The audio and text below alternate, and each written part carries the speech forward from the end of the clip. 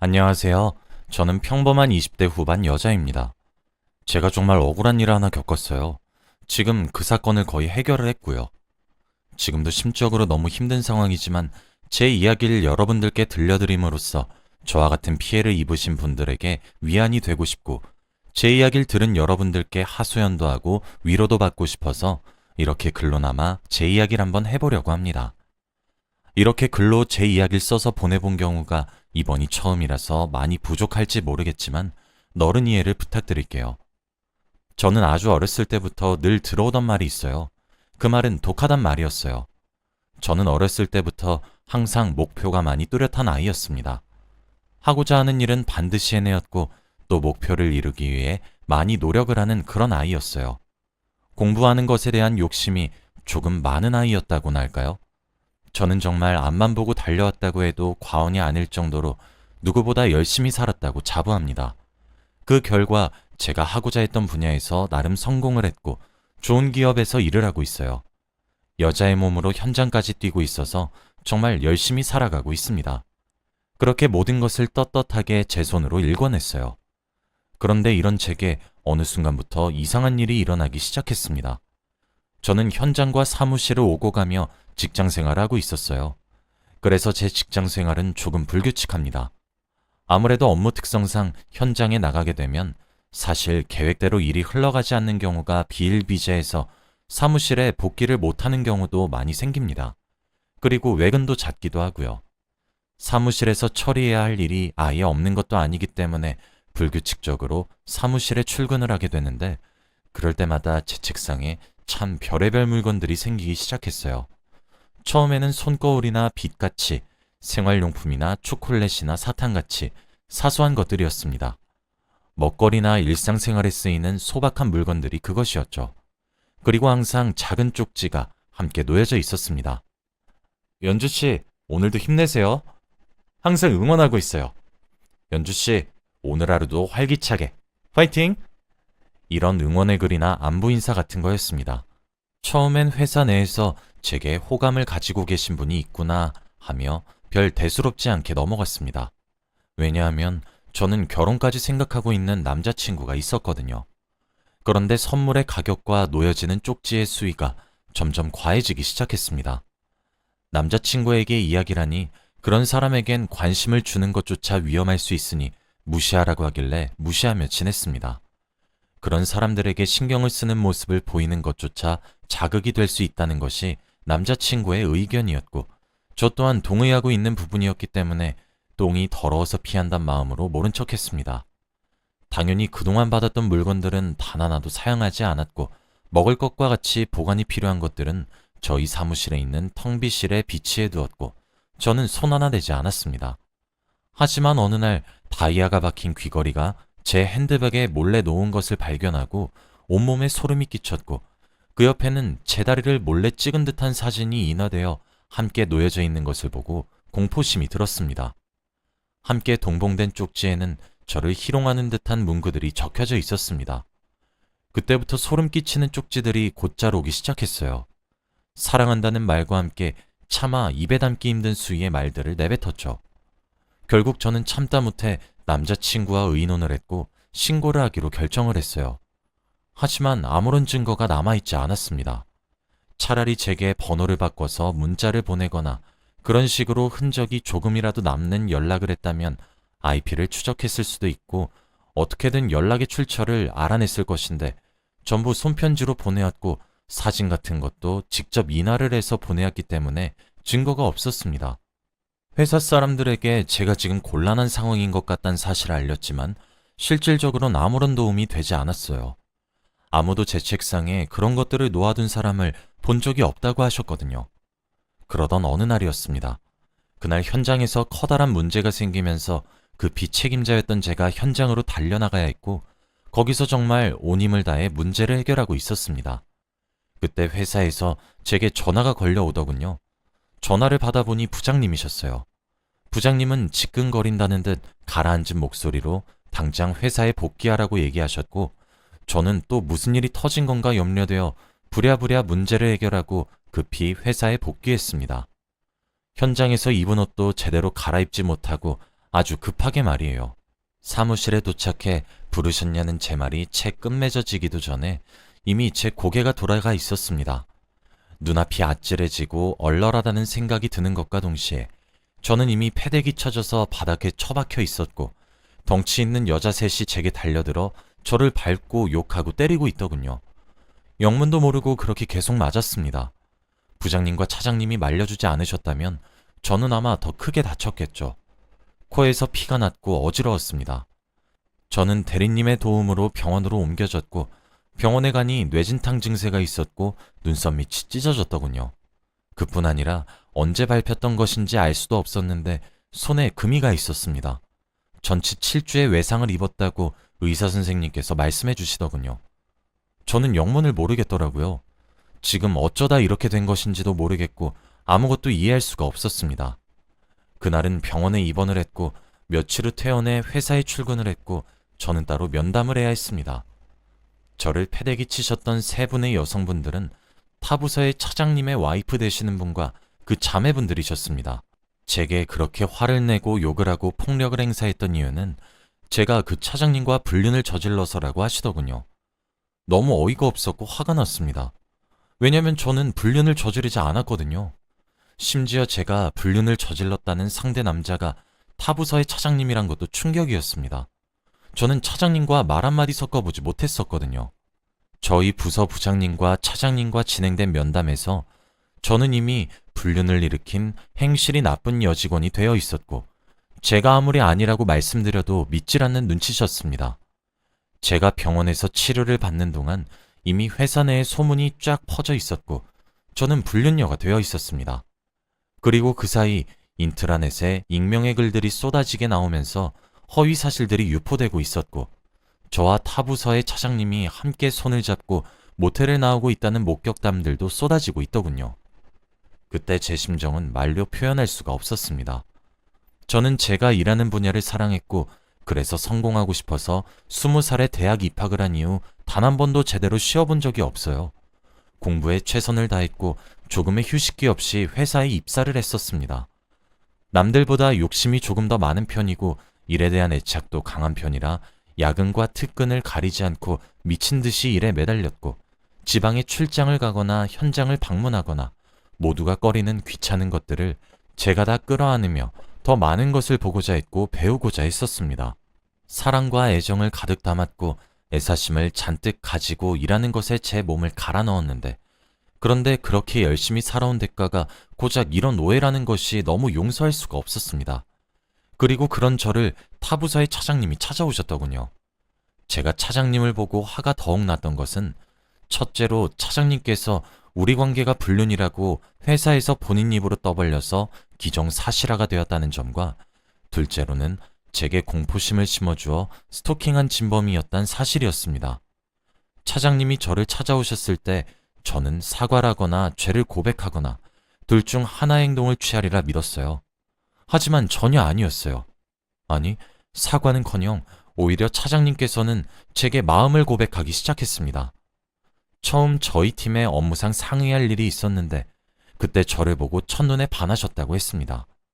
자신이 꿈에서만 그리고 있었던 이상형과 똑같이 생겼다고 하면서 말이에요. 자신이 짓궂게 쪽지를 써서 넣어놓고 아무렇지 않은 척 구경을 하면 깜짝 놀라는 제 모습이 너무 귀여웠고 남자친구가 있는 것도 알고 자신이 아내와 아이가 있는 유부남이지만 이루지 못할 사랑이란 것을 너무 잘 알지만 그래도 사랑이 죄냐고 마음을 어떻게 주체하겠느냐고 이왕 이렇게 일이 커진 거 함께 야반도주를 하자고 하더군요. 저는 정신 이상자를 본 적이 없는데 차장님이 그것과 다를 바가 없더군요. 저는 모든 대화 내용을 녹취하고 있었고 차장님께 단호하게 거부 의사를 밝혔습니다. 너무 괴롭고 힘들고 대체 내게 왜 이러는지 모르겠다고 하지 말아주길 바란다고 똑부러지게 말을 했고 더 나아가 제대로 된 해명과 공개적인 사과 또한 반드시 해주셔야 될 거라고 으르렁대기도 했죠. 회사에서는 퇴사를 권유하려 했지만 저는 응하지 않았습니다. 여자라는 이유로 피해자인 제가 숨어버리는 것은 용납할 수가 없더군요. 그리고 그러고 싶지도 않았습니다. 제가 왜 하지 않은 짓을 근거 삼아 손가락질을 받아야 하는지 진심으로 알 수가 없었으니까요. 하지만 아무리 기다려도 사과가 없었고 결국 기다릴 만큼 기다렸다고 판단한 저는 법적으로 대응을 하기 시작했습니다. 저를 폭행한 세 여자분도 폭행죄로 고소를 했고 인트라넷에 사실이 아닌 내용을 쓰신 모든 직원들을 명예훼손죄로 고소를 했습니다. 뿐만 아니라 녹취 파일을 근거로 차장님 또한 스토킹으로 고소를 진행했고요. 그래도 아내 되시는 분께서 제가 오해를 받았다는 사실을 아시자마자 절 찾아와서 진심으로 사과해 주셨고 추후 병원비와 상담 진행 그리고 합의금까지 제시해 주셨습니다. 자신의 남편이 불륜을 저질렀단 말에도 마음이 무너졌을 텐데 그게 혼자만의 짝사랑에 범죄를 저질렀다는 진실은 어쩌면 아내 되시는 분의 마음을 얼마나 지옥으로 만들었을지 가늠조차 되지 않아서 저 또한 원만하게 합의하길 원했습니다. 물론 아내분의 자매들까지 말입니다. 그 과정에서 아내 되시는 분께서는 극심한 스트레스로 유산을 하셨다는 이야기도 알게 되었고 곧 이혼을 할 거란 사실도 알게 되었습니다. 아내분께서는 너무 미안해서 이거라도 주고 싶었다며 제게 작은 상자를 하나 꺼냈더군요. 그 상자에는 제가 이제껏 받은 소소한 선물들부터 비싼 고가의 선물들을 산 영수증들이었습니다. 아마 제게 선물을 하고 그 미친놈은 기념이랍시고 예쁜 상자에 하나씩 차곡차곡 넣어놨나 보더군요. 아내분께서도 그 상자를 발견하게 되면서 불륜이라고 오해를 했다고 하셨어요.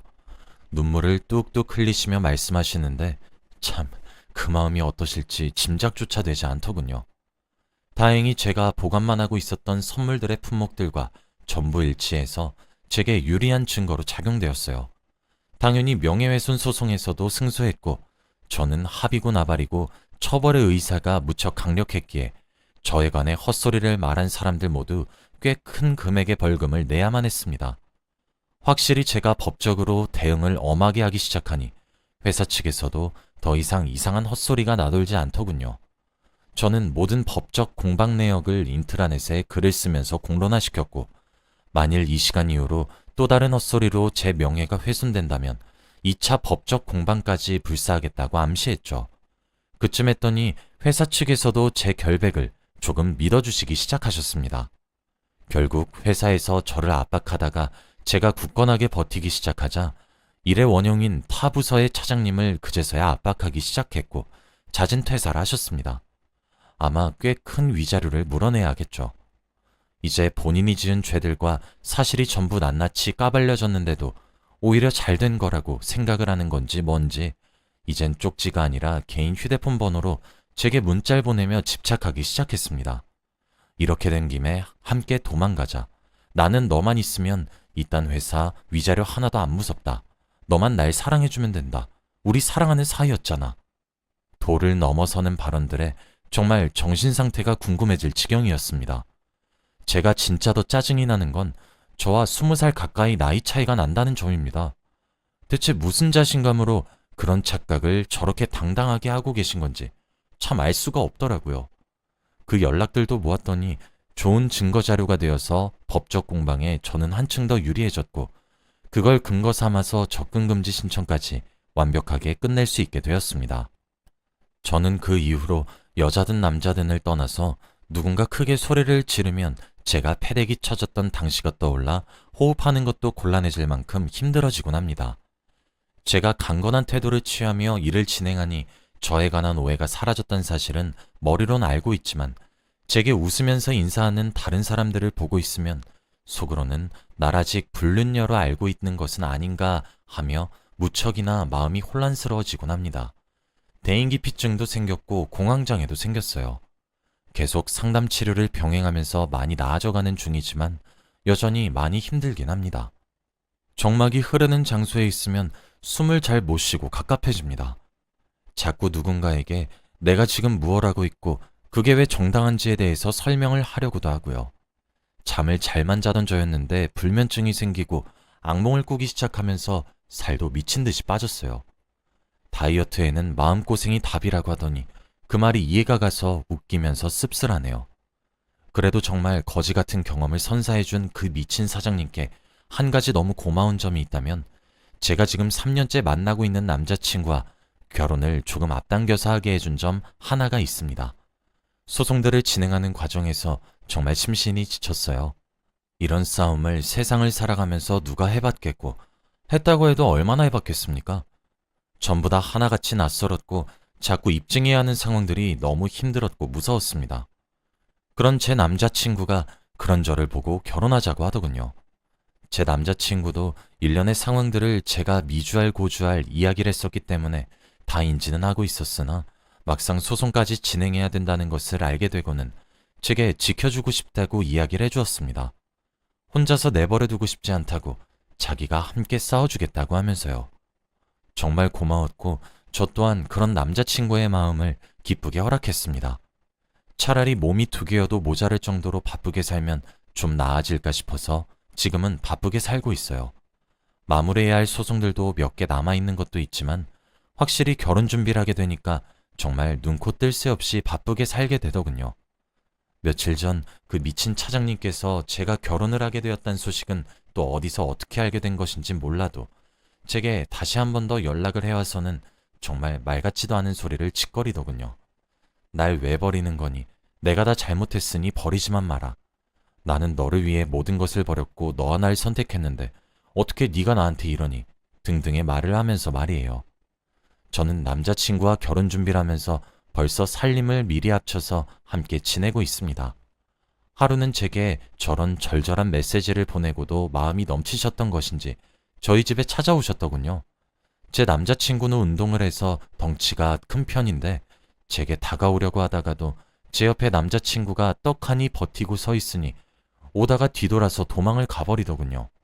늙은 40대 아저씨가 후다닥 뒷공무니가 빠져라 도망가는 모습이 어찌나 우습던지 고작 저런 놈 때문에 내가 이렇게 힘들었나 싶어서 조금 후회가 되더군요. 업무상 휴대폰 번호를 쉽게 바꿀 수 없어서 내버려 두었는데 이젠 바꾸려고 합니다. 저는 남자친구와 결혼해서 안전하게 행복하게 살려고 하고요. 고작 저런 못난 사람 때문에 더 이상의 일상 파괴는 당하고 싶지가 않아요.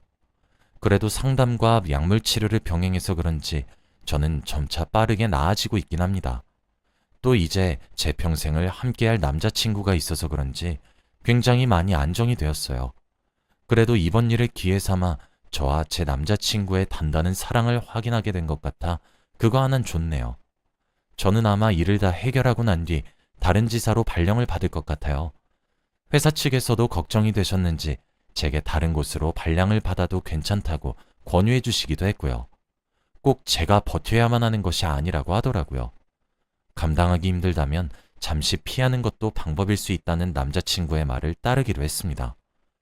만일 저와 같은 피해를 당하신 분들이 계신다면 제 이야기를 떠올려서 용기를 내셨으면 좋겠습니다.